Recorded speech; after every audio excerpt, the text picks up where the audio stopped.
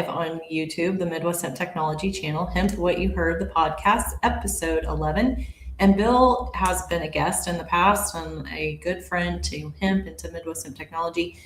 This time joined by Jeff Yannick. Really excited to hear the combination and the two of you guys get going. We might be here a while. I don't know. We try to keep these podcasts to 20, 30 minutes, but a wealth of agricultural history to share, roots in the community there near Garden City, Missouri, Harrisonville, Missouri. And I'm just really excited to welcome both of you, fresh off some hemp, let's call it, I don't know. I'm trying to think. Yeah, intensive, very intensive. It's like where you're immersive. That's what I wanted to say. Immersive education on hemp grain and fiber and what that means. And it's hemp season 2026. So where are we going this year? What are your thoughts on that? And how do you see our progress to date, and where do you think we're headed? So let me just introduce you. Bill from Garden City, Missouri, founder of Nico Seeds, Will Cross Seeds, tons of history in hemp though, operating the country's, as far as we know, only USDA research licensed hemp production facility in the country outside of a university. This will be your second year with that designation, Bill. And what do you have planned for your test plots in 2026?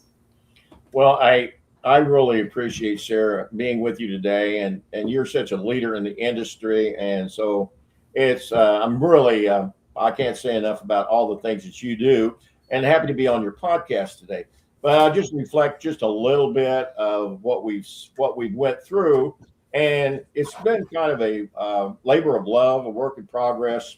We worked a lot with SLU, and we worked a lot with down with Babu, down at Lincoln University, and so we've kind of looking at the research a little bit differently, more on ROIs and SOPs for farmers, and I'm going to introduce Jeff here in just a second. He's been a really big asset. He's kind of a frontline guy. He's just been with our team for just a little less than a year now. And so he's doing a lot of good work. But what we see we're doing this year, thanks to your help, we've got about 60 some lines. We're trying to pick out, what the good fiber is and what the good grain is. And we're still got our thumb or our toe in the water a little bit on some of the CBD products. So we have a big industry in hemp. And it goes all the way from the health, to the health of the plant, to the health of the person. We just think it's a miracle crop, and we're just kind of stubborn. We're going to stick this thing out and see that we can't get some really positive things happening in the industry with people like yourself. And I'm going to introduce Jeff. And Jeff's been recently, he's been doing what Daphne and I did back in 2023. I mean, we went on road trips and we smelt and filled and tried to figure out what everybody else was doing and where the sweet spots are and what is going to work and what isn't going to work. So that's one of the things that Jeff's been doing this last week. He's been on a great road trip, and I'll let him share with you a little bit on primarily, I think most of your effort, Jeff, was on fiber, but you may have seen some other things too. There was, and thank you, Bill. Sarah, thanks for having me on. Appreciate y'all's time. Let me talk a little bit. As Bill said, my background is in agriculture.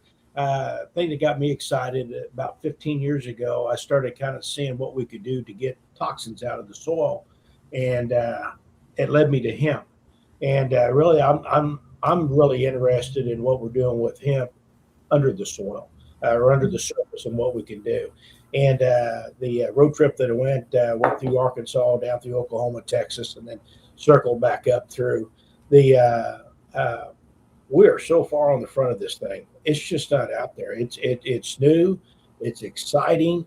We've got different areas that we can go to. I did get a thing they were excited about is we need to get more people involved. This isn't something we need to keep necessarily under the hat or close to the chest. We need more gens out there. We need more growers out there. These manufacturers are going to need to see that we're here to stay and we're going to be around. That's what's exciting, and of all the growth that we've got going on. Sarah, I'll turn it back over to you. Well, I liked Bill's remark about where the stubbornness, because that is definitely what it's taken since 2019 to find our way. As we've gone, this is my 8th season to grow, your 8th season to grow, and it's hard to really quantify what we've learned in that time. But it is immense and it is exciting. And that's what every day I talk to people that are excited about doing something with hemp I probably haven't even thought of. But it starts with the growers. And right now I'm in Kansas, you're in Missouri. I think I have all the numbers, but from last year, 2025, somewhere around 2,000 acres harvested in Kansas. That's very exciting. We're in, I think, the top 5.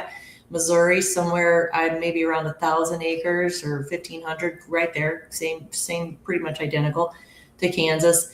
That is so far off from a traditional row crop. So how do you see what is the prescription for getting from here where we are, which is I believe headed in the right direction, slowly, not to the tipping point for sure.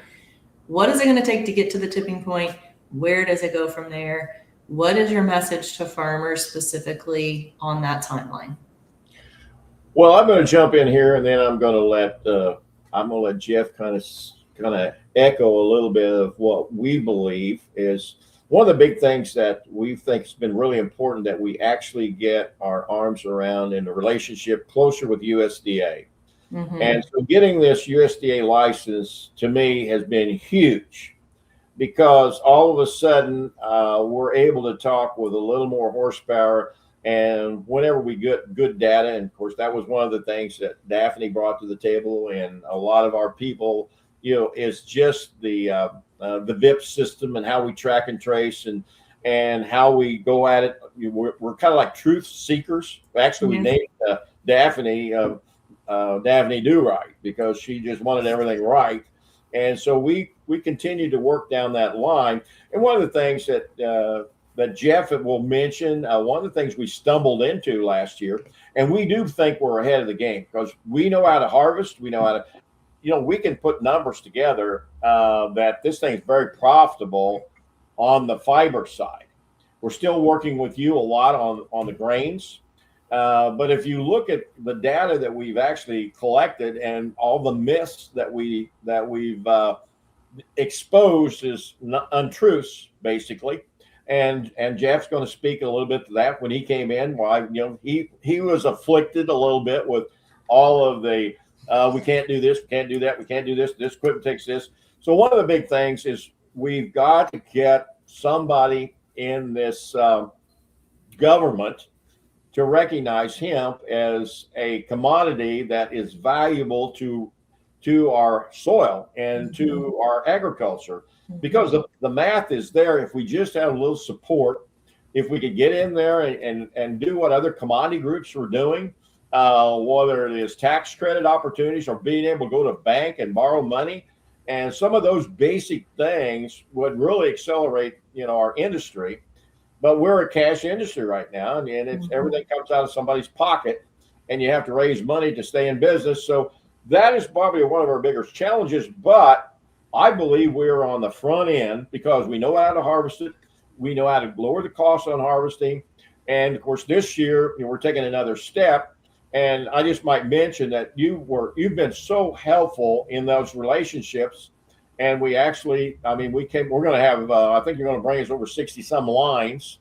And I think you went on AI, and we figured out real quickly, what the lines that AI actually says in our region would probably perform the best. So we're using the new technologies. We're using our old history.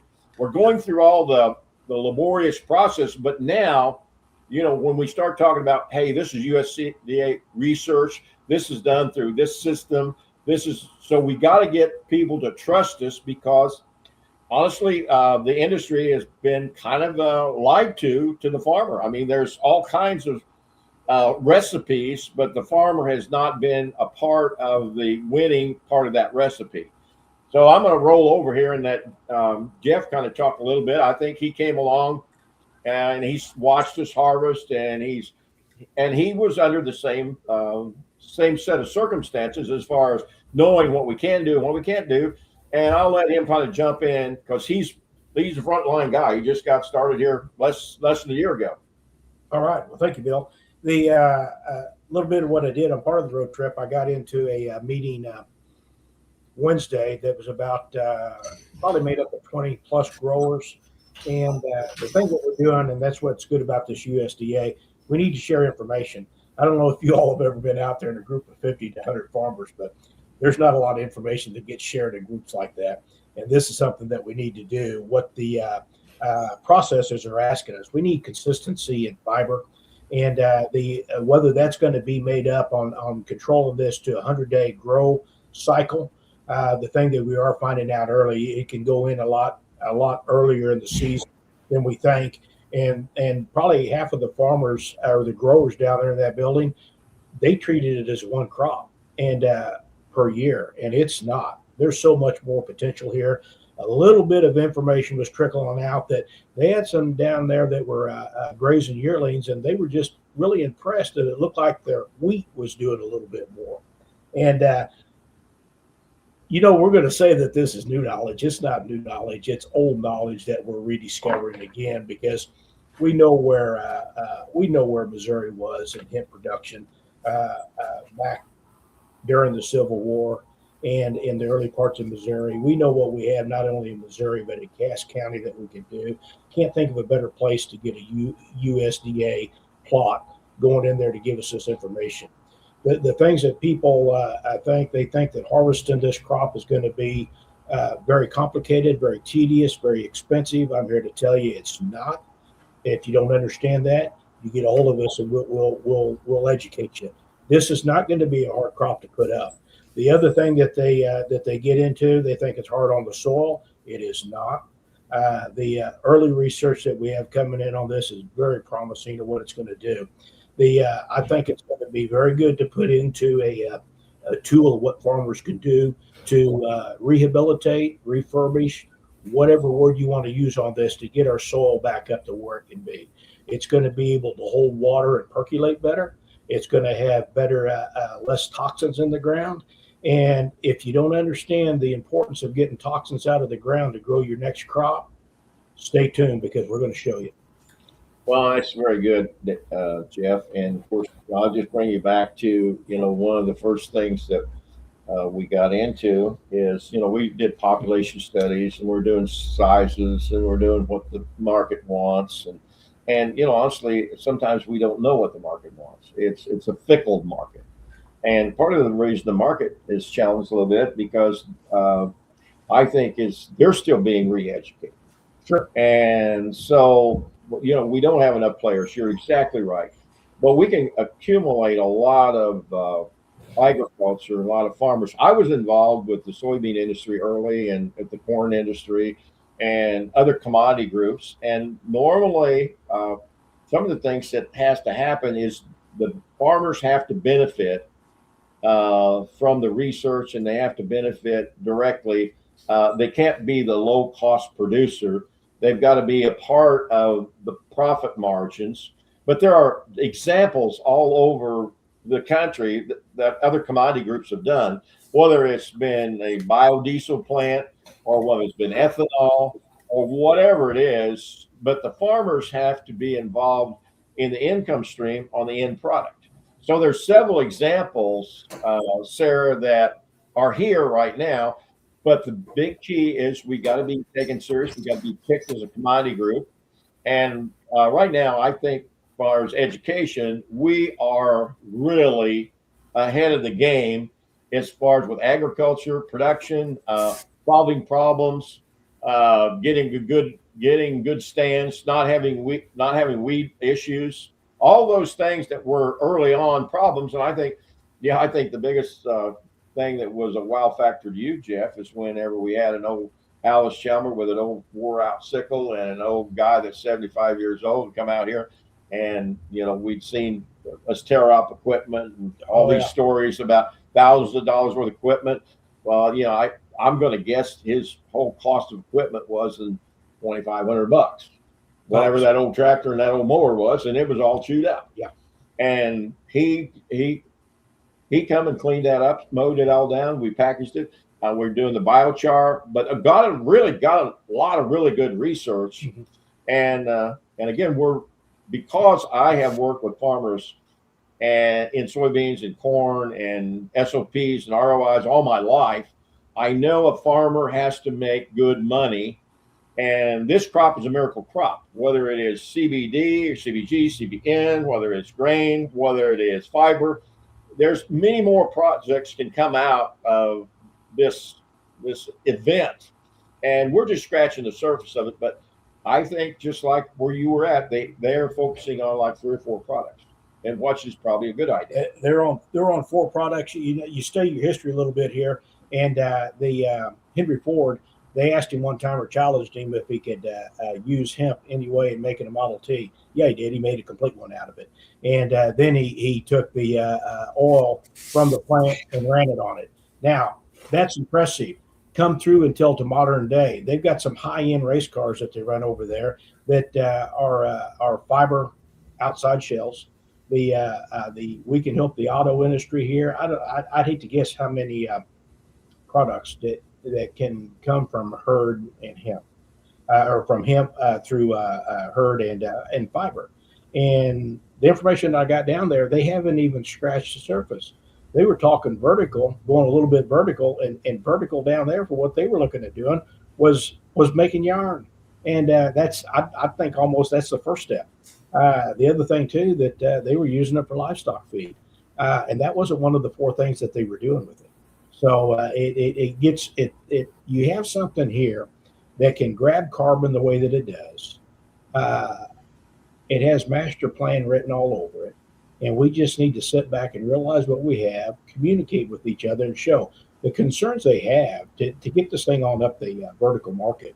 We have to be able to get a consistent fiber product that we can have.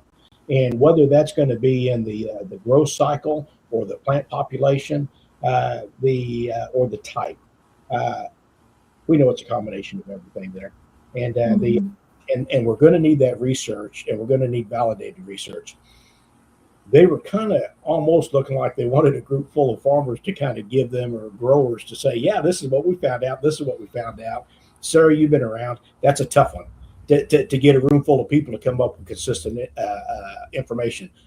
Bill has been able to come up with this when he's talking about having a USDA certified here, that we can get this information. We can come in, we can look at what it's doing, the early stages of it, for what it's doing on getting the toxins out of the ground. I'll let you all study your lesson and create what you can do with it. What we're here to tell you is that the information that we're already finding is how well this is detoxifying our soils. And that is opening up unbelievable which directions that we can go on this, and it has something for everybody. And Jeff, I want to just jump in here just a second. I want you to just share a little bit, and I think that's one of the things that we fight is the credibility issue. And I fought that in other companies when we were starting some other companies with doing some very innovative things. And so in the very beginning, you have to fight perception and whether you really got the ROIs. You got to prove your ROIs. But I think the great story that you told me earlier was about one gentleman that was kind of an expert and that you would always go to. And so many of these experts are so uninformed about the hemp industry, but how he perked up when you said, hey, well, we've done this through our USDA research and testing. Oh gosh, yeah, and the story was, I just ran into him last week, and he had taught ag at one of the major universities way back in the past, and I asked him if he knew anything about it, and it got him talking. He said, yeah, if you had a chainsaw to cut them down, and I said, well, what if you could increase that plant population to about 900,000 plants per acre? And then he said, yeah, and then I showed him a picture and then a video of what Bill did over here on one of his test plots with the $2,500 of equipment. And he just sat there and shook his head. And I said, now, what if I told you of the increase from one year to the next that it did on soybeans? And he said, and that's on a USDA plot. I said, yes, it is. And he said, then that's factual. It's going to really sets you back almost to the point that you're not going to believe how well this gets the toxins out of the ground and then what that leads to. And here's the thing, Sarah, if we can study our lesson, it's there. It's back in our history, and it shows what this has been able to do and why it was there. The only thing we need to come up with is get that producer some cash in his pocket, because the processors are going to take care of themselves. They know where it's going. We need to get some money in the producers and show them how they can do it. Mm-hmm. The more growers we can get out there, the more information. And I'm here to tell you, with Bill, we got to get that population up. We got to find that sweet window. We're going after fiber and hurd. If a person wants to go in a different area, it's out there too. My focus in what it's doing below the soil and what we can get for cash flow on fiber and hurd. Hey, I know we need to wrap this thing up, and we're getting past or close to our 30-minute period. What would you like? What would you like to hear from us as an ending? What we think is the ideal situation to make this thing work? Well, I really wanted to make two more points. The first, I think we'd be remiss not to mention the hemp ban. It went into place right before Thanksgiving. Since then, the president has signed an executive order to reclassify cannabis. And in that document mentioned that the hemp ban need to be adjusted. And there's a lot of effort among hemp farmers to at least extend it for 2 years so that thoughtful legislation can be crafted so that our friends in the CBD business can maintain their life's work and their life savings that many have put into this, and sell safe products that consumers can know are third-party tested and verified and are what they say they are, because there's a state program or federal program that's regulating them. I really felt like our industry was finally maybe gaining some momentum. And that, like you said, Bill, maybe the United States government had started to stop picking on hemp. And in Kansas and in Missouri, we're getting our licenses for producers from the USDA now. They've been wonderful to work with. The licensing process is simple. The license lasts 3 years. It doesn't cost money. Just all those many barriers that have been in the way for hemp producers seem like they were coming down. They're slowly melting a little bit. And then this ban pops up. And while I remain very certain that grain and fiber crops are largely unaffected, I don't think it's good policy. And it's just this headline, hemp ban, and hemp doesn't need any more headlines like that. And so I'm getting, and I think you're getting, some feedback from producers and people just in the general population. Oh, I thought you guys, I thought that was banned now. And it's so disappointing, so, and for you and me and for all of us who have been communicating on this issue for so long and feel like we're just kind of over here beating our heads against the wall. What is the message now? I said it, hemp, grain, and fiber are unaffected, but how do you pitch that to a farmer who has got all the other pressures of being a farmer, and now you're presenting a crop that in common platforms of communication, they're seeing a lot more in, again, negative press? Well, and I don't want to dive into negative very far because it's everywhere. Mm-hmm. And the hemp industry has got a double dose of it. And, to just echo we're going to lose another layer of very important people in this legislation. I have got a good friend that's been packaging our CBD, our CBGs, our CBNs, the amount of stuff that we do for our own personal health. We really believe in the plant as far as personal health, soil health. There's nothing wrong with the hemp plant, and it's a great plant. But we have a packager down here, and she's fought this thing, her and her brother and her dad, and they have been through the fire. And I talked to her, and she's going to finish up our packaging. And she said, Bill, I've got a gym, I got another occupation. I just can't live this life any longer. I have got to have peace of mind, and I can't one day be investing in equipment and the next day it's banned and I can't use it. And that's a sad part of the story that's there. It's just realistic. We're going to lose some really good people in this process of this legislation that just came out, and most of it's going to be in the CBD and the CBG and the health side. But it is going to affect, the fiber and the grains, and just the language they're using is so antiquated and misunderstood. And I go back to one of my old politicians way back in the past, and he said, one of the biggest lies is, I'm with the government, I'm here to help you.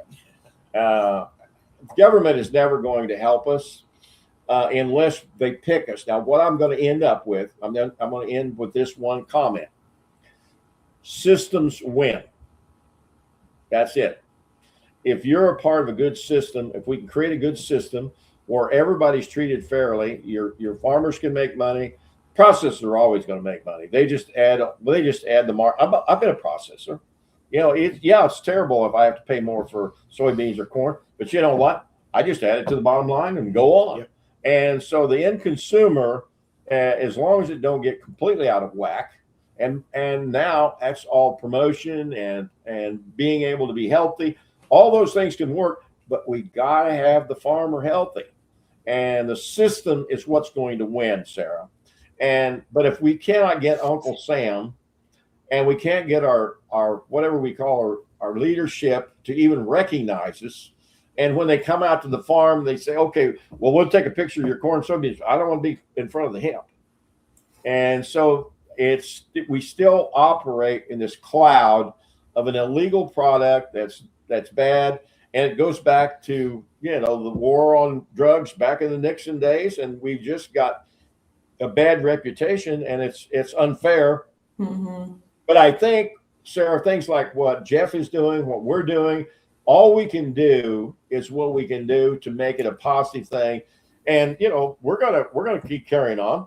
Yeah, it's definitely, knowing the two of you, it's your life philosophy that enables you to do that enables you to see beyond the current struggle to the potential and why it is worth doing. And I want to say that I just enjoy working with both of you because I just really enjoy your take and your perspective, and you value your families. Bill runs a family business where his kids, his grandkids, they're all there, and they're part of the Ag City community, and they're running businesses, and they're supporting each other and buying from each other. It's a beautiful thing that you've created. Can you just, both of you, say, and we'll wrap up after this, but can you say a little bit about your personal beliefs and how that affects your view of hemp and your willingness to keep pushing forward? Well, I think you don't want to get lost in the sight of none of this stuff is ours. We have a God that has given us an opportunity to live a great life, and we can make great things. There's an old saying, on the unfinished earth, God created the unfinished man to either do great things or screw it up. So these are all choices that we make. And we have a little slogan inside the family. We use this. We said it ain't over till we win. And the thing is, you just never, if it's good and if it's right, you keep the fight going and you keep waiting. And my old granddad always had this philosophy. He said, and he grew up in the 30s, lost his farm. My mom had to leave home when she's 14. We've seen hard times in our families. And he would always say, hey, listen, when things get really tough, you get the end of the rope, tie a knot on, hang on, something good is about to happen.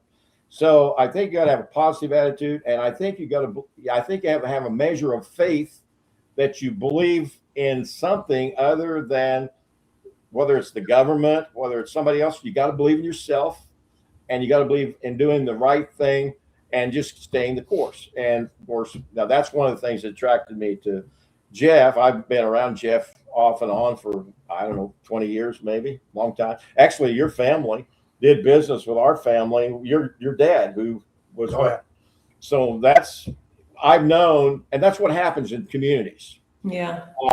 So be positive is you got to get that in the kids, and you got to teach it, and you got to believe it, and you can't be just something you say. You got to live through it. And my wife would rather me go golfing and do other things than this, and or have something else. But unfortunately, we've been married 58 years, and it's been a good relationship. And I got 4 kids and 12 grandkids and 8 great grandkids, and I'm expecting to end up with over 40 when it's all said and done. My birthday is real soon, and if you guys want to get online and look up Ag City, we have a raffle coming up a week from yesterday, and the only way we make any money to keep doing this is we beg. We sell this. We do all kinds of things to keep going. It certainly isn't the hemp that we profit from, but we believe in it, Sarah, and it'll be in our blood.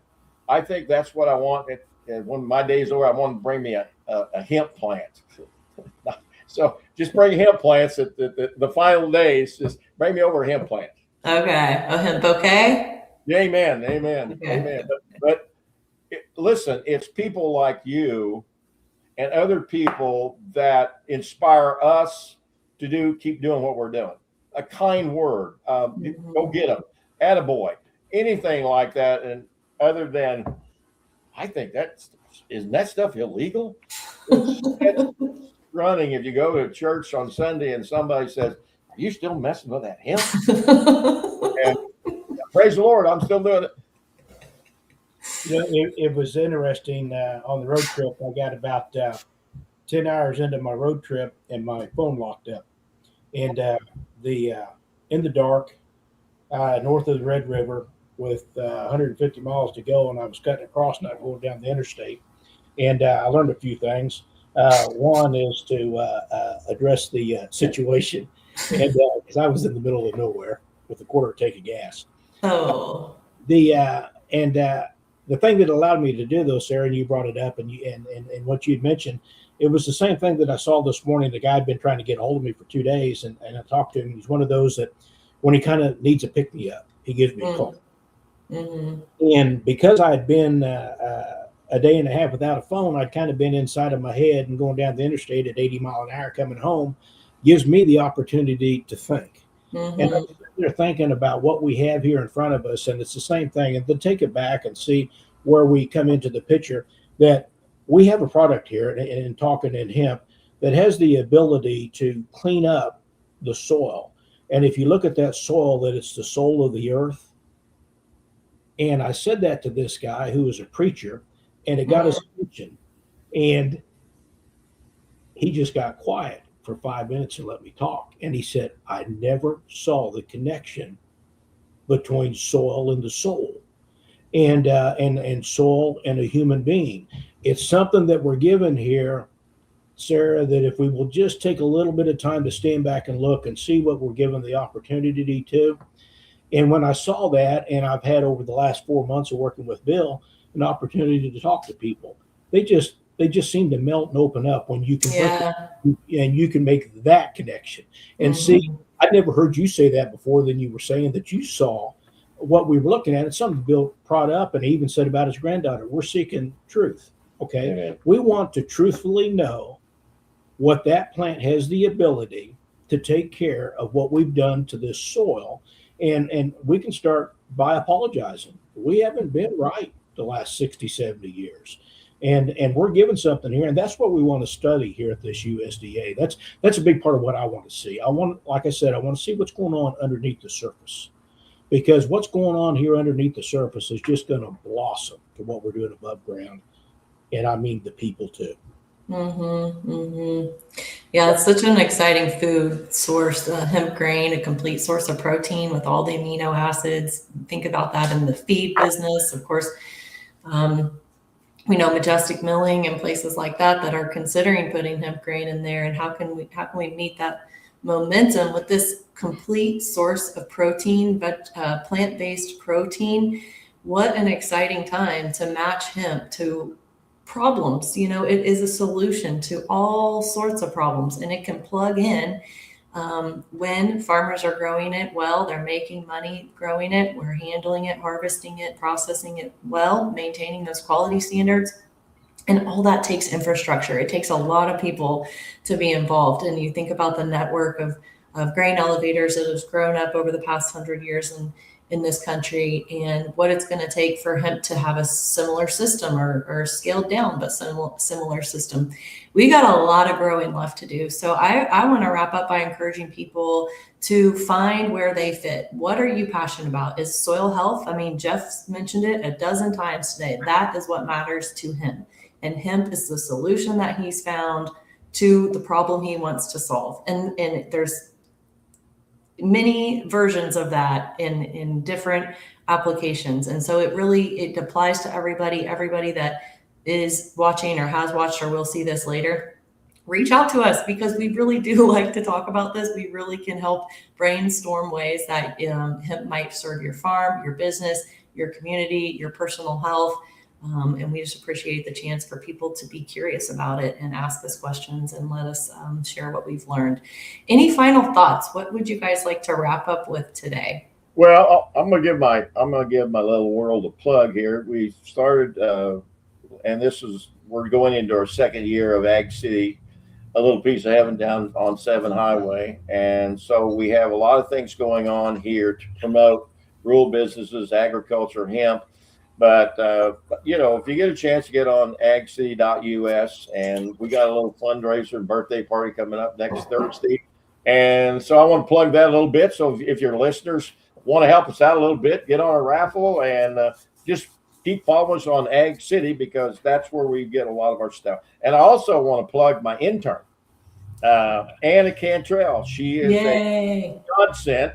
She does all of her social media. She's off down to Columbia now, and she started at Sherwood, and we grabbed her up, and she's a smart lady, and she's down at the university, but she's still doing our stuff. We've got another little gal here she works with. So we work with the local schools and all the kids, to get them out here in business and try to get them into internships. So Anna Cantrell, she's one of the best things that's ever happened to us. And so we want to give a shout out to her.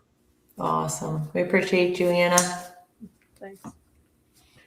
All right. Well, I think we're done, and we've dumped the whole load on you, Sarah. So we're good. Thank everybody watching out there. Thanks for your time. We appreciate it, and look forward to talking to you all again real soon. God bless. Reach out to us, MidwestHempTech.com, Hempy's Heart, Ag City, Native Prairie Hemp Research. And again, the Ag City Bill's 80th birthday fundraiser next Thursday. Amen. Still Meadow. Amen. Beautiful facility. Come out, have fun, celebrate Bill's 80th birthday and all the great things going on at Ag City. Appreciate you guys and your time today, and we will talk again soon. Thank you, Sarah. God bless. Bye-bye.